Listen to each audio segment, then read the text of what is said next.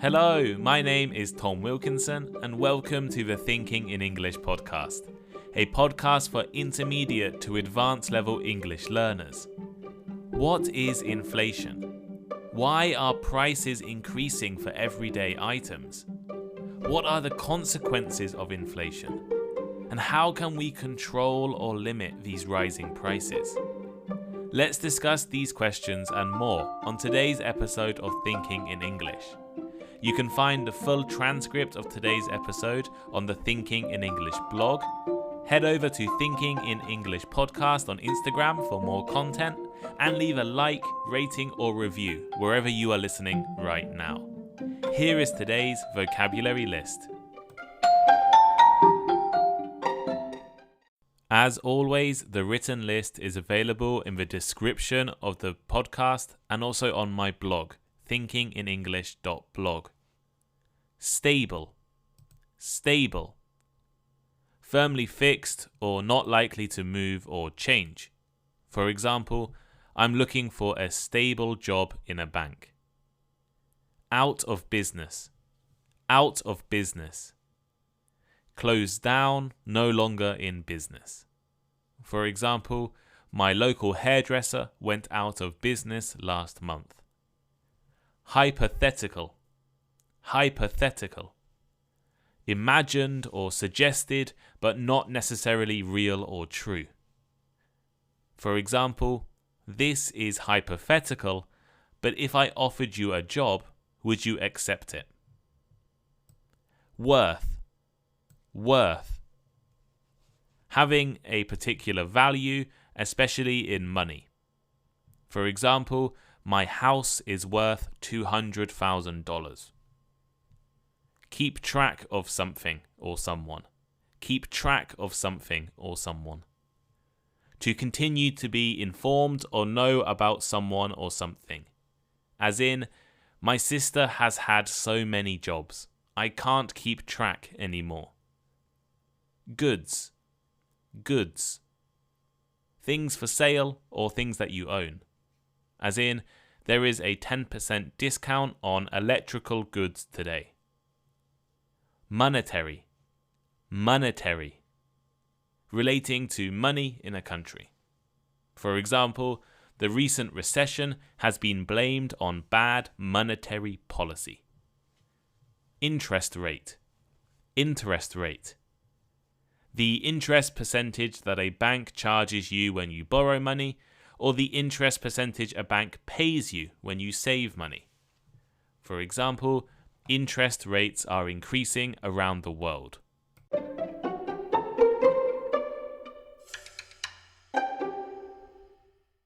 Depending on where you live in the world, you may have noticed things becoming more expensive over the past few months.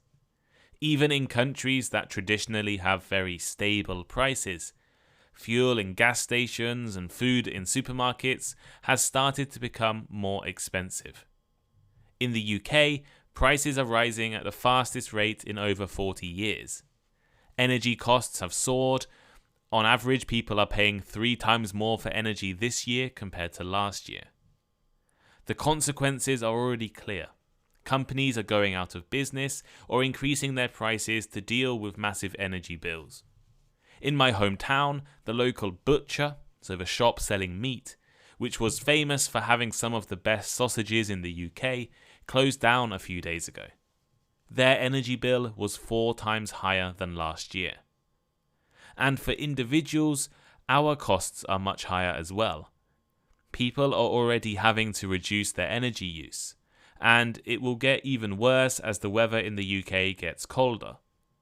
Talking to my parents the other day, my mum already told me she is planning on using our heating far less this year due to the cost. The same is true in countries all across the world. Prices are rising, things are more expensive, and the consequences are going to be widespread. These rising prices are connected to an economic phenomenon called inflation. You will definitely be hearing a lot about inflation over the next few months. And actually, I have already mentioned inflation in a few recent episodes. So it's important that you understand and have the vocabulary to describe inflation. Today, let's discuss what inflation is, what the consequences are, and how to control it. Prices sometimes increase, sometimes decrease, and sometimes are stable. It's part of the economy. Well, part of the free market economy, anyway. Inflation, in the simplest terms, is a general increase in the prices of things over time. Let's take a hypothetical example, the price of bread.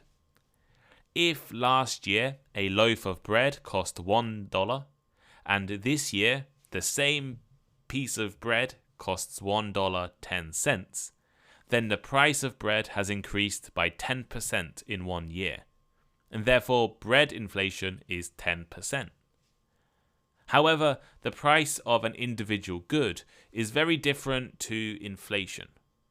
If millions more people start eating carrots tomorrow, maybe there's an Instagram trend and everyone starts eating carrots, that means that there will be a greater demand for carrots in supermarkets and the price will probably increase. Similarly, if people decided tomorrow not to eat onions anymore, no more onions, it is likely the price of onions will decrease.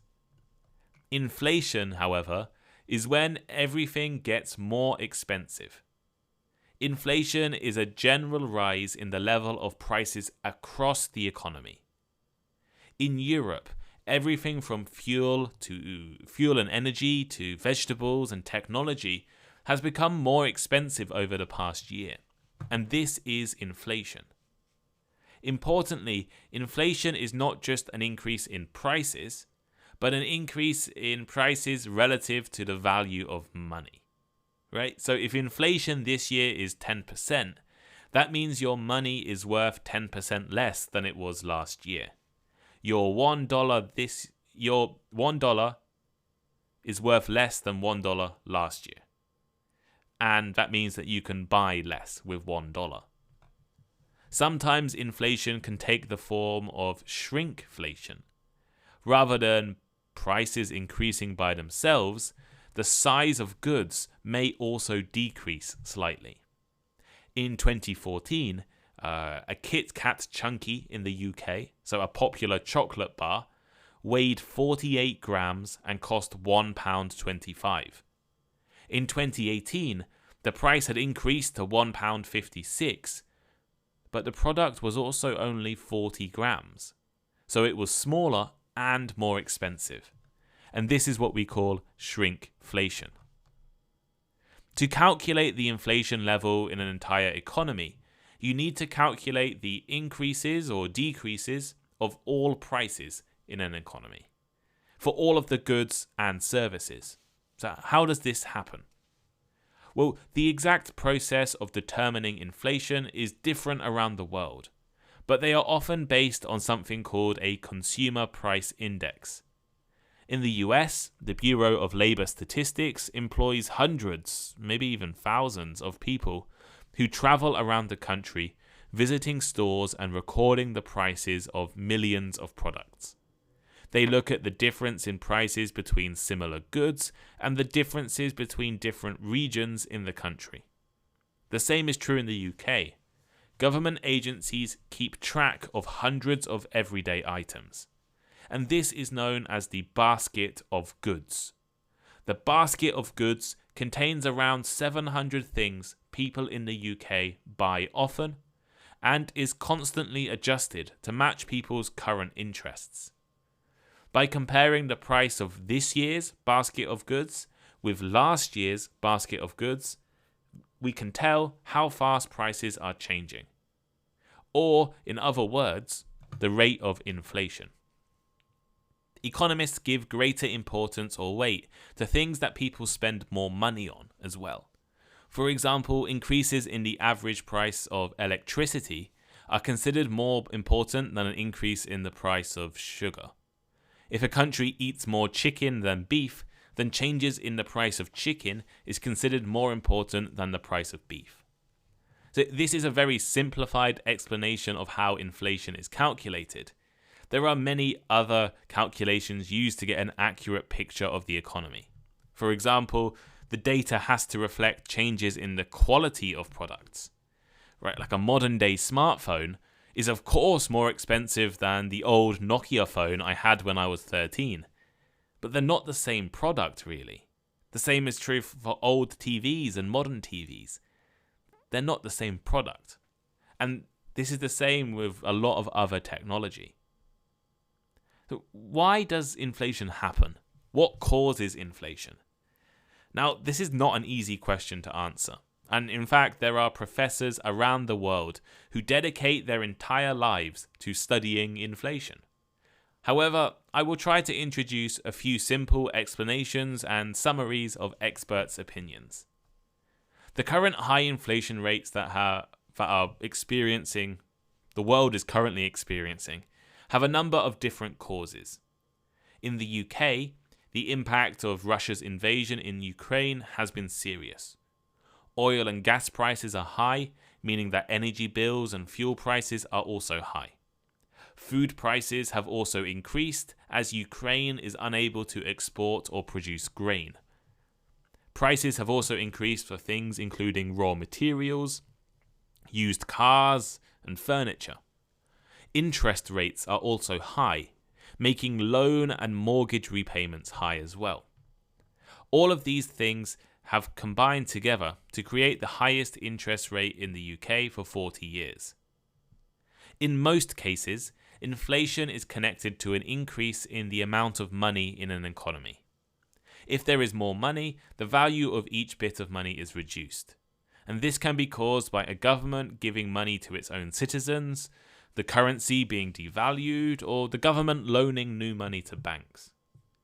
According to the great economist Milton Friedman, inflation is always and everywhere a monetary phenomenon.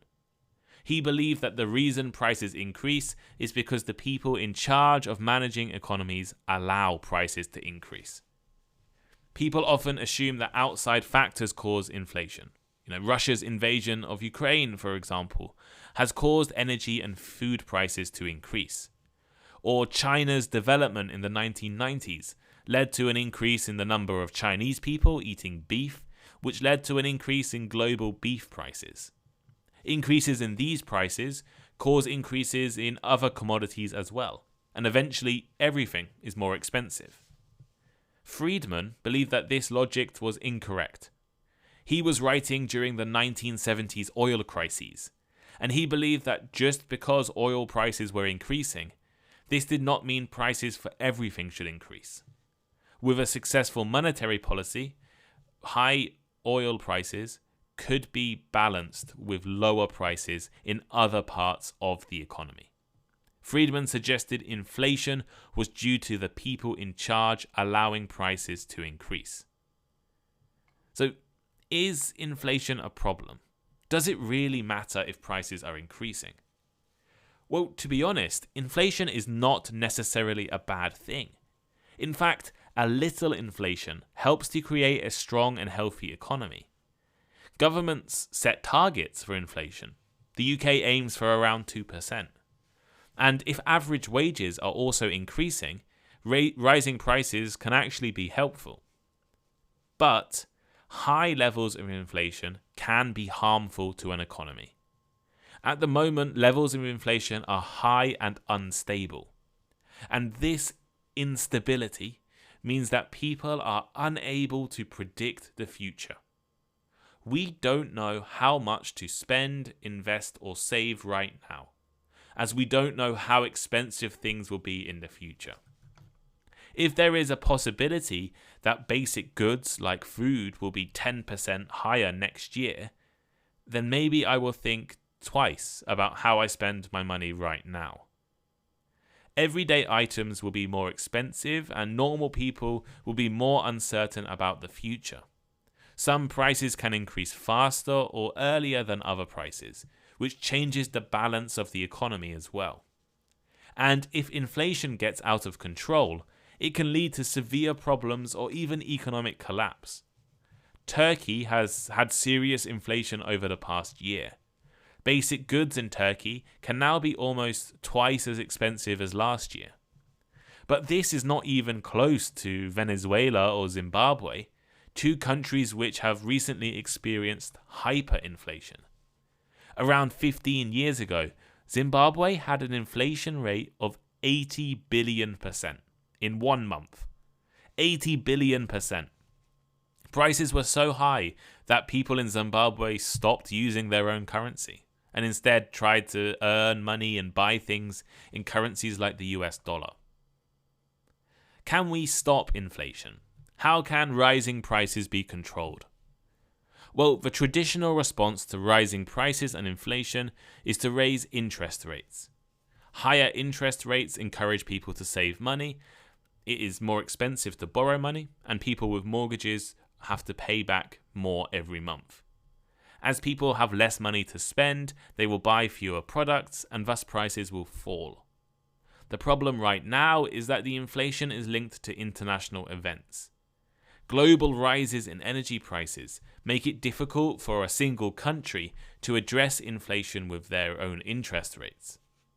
If we go back to Milton Friedman, he believed that the cause of inflation was governments and central banks letting prices increase instead of balancing the economy. However, even if Friedman was right or correct, it doesn't mean he was right in practice. Here's an example. Friedman might suggest raising interest rates when oil prices are really high, as this will reduce spending and increase saving. However, raising interest rates also increases unemployment, and more unemployment lowers the price of other goods as people have less money to spend. And therefore there's no inflation, right? More unemployed people, less inflation. But is causing more unemployment to stop prices rising a good idea? To me, it sounds like balancing a bad thing with another bad thing. A government has to decide between the negatives of inflation and the negatives of high interest rates and high unemployment.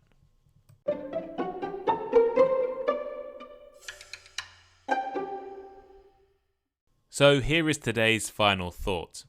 Today, I've tried to give you all a basic introduction to inflation. I'm sure some of you studied economics at university and probably know a lot more about inflation than I do. But I think this episode is a useful and simple guide to inflation. It has also introduced you to some important economic vocabulary. Around the world, prices are increasing, and this is known as inflation. Inflation can have serious consequences for economies and normal people. As I mentioned at the beginning of this episode, businesses are already closing in the UK, and there is a lot of fear in Europe about this year's winter. How about in your country? What is your country's rate of inflation? Have you noticed prices increasing? How do you think we should stop inflation?